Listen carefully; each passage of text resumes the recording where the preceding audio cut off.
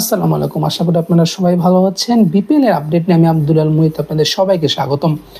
Rangpur Riders যেন তারা পাখির ডানা মেলে উঠছে। বিপিএল এর মঞ্চে 5 ম্যাচে 5টিতে জয়, রান রেটটাও কিন্তু 2-এর উপরে। গ্লোবাল টি-20 লিগে চ্যাম্পিয়ন হওয়ার পর রংপুর রাইডার্সের কাছ থেকে আপনি আসলে এমনই একটা পারফরমেন্স কিন্তু আশা করেন। ফরেন রিক্রুটদের পাশাপাশি রংপুর রাইডার্সের যে লক্ষণীয় বিষয়টি, আমাদের যে লোকাল রিক্রুটগুলো রয়েছে তারাও কিন্তু পারফর্ম করে যাচ্ছে। দেখেন, তাদের যদি স্ট্যাটসের কথা বলি, মোস্ট রানসের দিকে এখন পর্যন্ত টেবিলের শীর্ষে আছে অ্যালেক্স সেলস, রংপুরের ওপেনার। 5 ম্যাচে সে করেছে 217 রান, অ্যাভারেজ 72.33। এরপরে হয়েছে সাইফ হাসান, আমাদের লোকাল ক্রিকেটার, 5 ম্যাচে 199, 49.75। দেখেন, সাইফ হাসানকে এর আগেও কিন্তু আমরা ঘরোয়া লিগে পারফর্ম করতে দেখেছি, বাট বিপিএল এর মঞ্চে প্রত্যেকটা ম্যাচে সে কিন্তু একটু শুরু পাচ্ছে এবং সে স্টার্টটাকে কিন্তু সে কন্টিনিউ করে নিয়ে যাচ্ছে। এরকম একটা সাইফ হাসানকে তো আমরা চাই। রংপুর রাইডার্সের যে বিষয়টা আরও বেশি লক্ষণীয়, তাদের যে স্কোয়াডটা আপনি এখন যদি খেয়াল করে দেখেন, প্রত্যেকটা প্লেয়ার তারা যে ফর্মে আছে, তারা যে পজিশনে খেলছে, তারা কিন্তু ক্লিক করে যাচ্ছে। তারা ওপেনিংয়ে রান পাচ্ছে, তারা মিডল অর্ডারে 2জন পাকিস্তানি, ইফতেখার আহমেদ আছেন, তার সাথে খুশদিল শাহ আছেন। ডাউন দ্য মিডল অর্ডারে কিন্তু আপনি অর্ডারে আপনি নুরুল হাসান সোহানকে পাচ্ছেন, আপনি মাহাদি হাসানকে পাচ্ছেন, আপনার মোহাম্মদ সাইফুদ্দিন। আমার মনে হয় একটা পারফেক্ট কম্বিনেশন। যদিও সৌম্য সরকারকে তারা টুর্নামেন্টের বাকি ম্যাচগুলোতে পাবে না, একটা সেটব্যাক অবশ্যই। তামিমের কাছ থেকে আমরা আরও ভালো কিছু আশা করছি। আন্ডার-19 প্লেয়ার, এখনও অনেক সময় তার হাতে, বাট সে যে ফর্মে ছিল, আমরা কিন্তু এশিয়া কাপে তার কাছ থেকে অনেক ভালো কিছু শটস দেখেছি। এখন পর্যন্ত তার কাছ থেকে সেরকম রান আমরা পাইনি। তাদের কাছে কিন্তু এখন স্টিভ টেইলার আছে, তারা কিন্তু স্টিভ টেইলারকে দিয়ে চাইলে ওপেন করাতে পারে।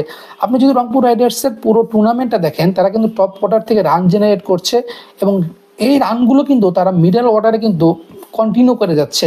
আপনি প্রথম 4 থেকে 5 জন ব্যাটসম্যানের যদি নাম বলেন, তারা কিন্তু প্রত্যেকেই তাদের দেশি হোক এবং তাদের ঘরোয়া লেগ হোক, ইন্টারন্যাশনাল ম্যাচ হোক, প্রত্যেকটা জায়গায় খেলার কিন্তু এক্সপিরিয়েন্স তারা রাখে। এবং রংপুর রাইডার্সের প্রত্যেকটা সেক্টর আমি মনে করি একজন ব্যালেন্সড প্লেয়ারকে তারা রেখেছে। ওপেনিং থেকে শুরু করে আপনি মিডল অর্ডারের কথা বলেন, আপনি লোয়ার মিডল অর্ডারের কথা বলেন, সাইফুদ্দিনও কিন্তু ভালো ব্যাট চালাতে পারে। দেখেন, রংপুর রাইডার্সের আরেকটা ব্যাপার নিয়ে আমি একটু কথা বলতে চাই। তাদের বোলিং অ্যাটাকটা যদি আপনি দেখেন, এখানে কিন্তু লোকাল রিক্রুটদের চোখ ধাঁধানো পারফরমেন্স। আপনি নাহিদ রানার কথা বলেন, ওয়েস্ট ইন্ডিজে ভালো পারফরমেন্স করার পরে কিন্তু নাহিদ রানা বিপিএলটাও কিন্তু দুর্দান্ত শুরু করেছে। আপনি যদি মোস্ট উইকেটসের কথা বলেন, এখন পর্যন্ত তাসকিন আহমেদ, খুশদিল শাহ কিন্তু রংপুর রাইডার্সের বোলার, 5 ম্যাচে নিয়েছে 9 উইকেট। তারপরেই রয়েছে কিন্তু নাহিদ রানা।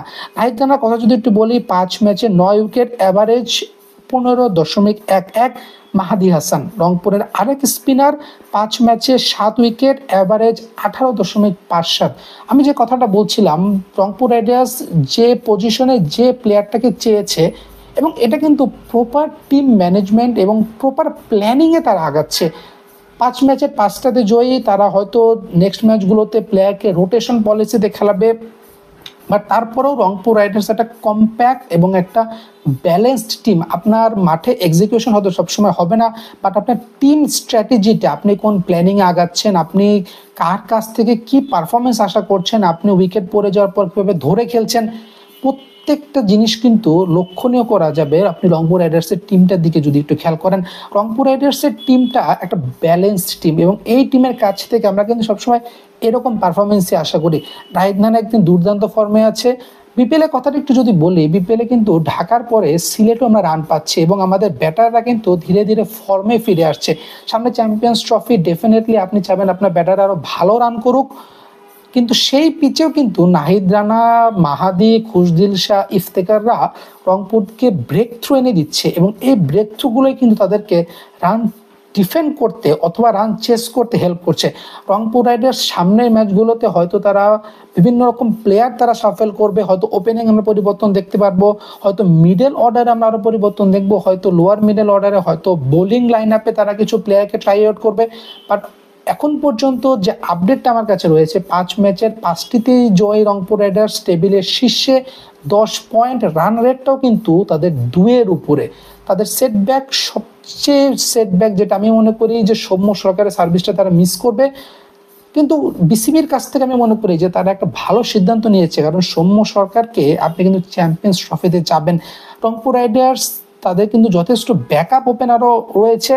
আমি মনে করি যে তারা যে প্ল্যানিংটা নিয়ে এসেছিল, তারা বিপিএল এর মঞ্চে যে প্লেয়ারগুলোকে চয়েস করেছে এবং বিদেশি রিক্রুটদের পাশাপাশি তারা কিন্তু লোকালদের উপর আস্থাটা রেখেছে এবং আস্থার সঠিক প্রতিদান কিন্তু রংপুর রাইডার্সের প্লেয়াররা দিচ্ছে। রংপুর রাইডার্সের পারফরমেন্স কেমন লেগেছে অবশ্যই কমেন্ট বক্সে জানাবেন।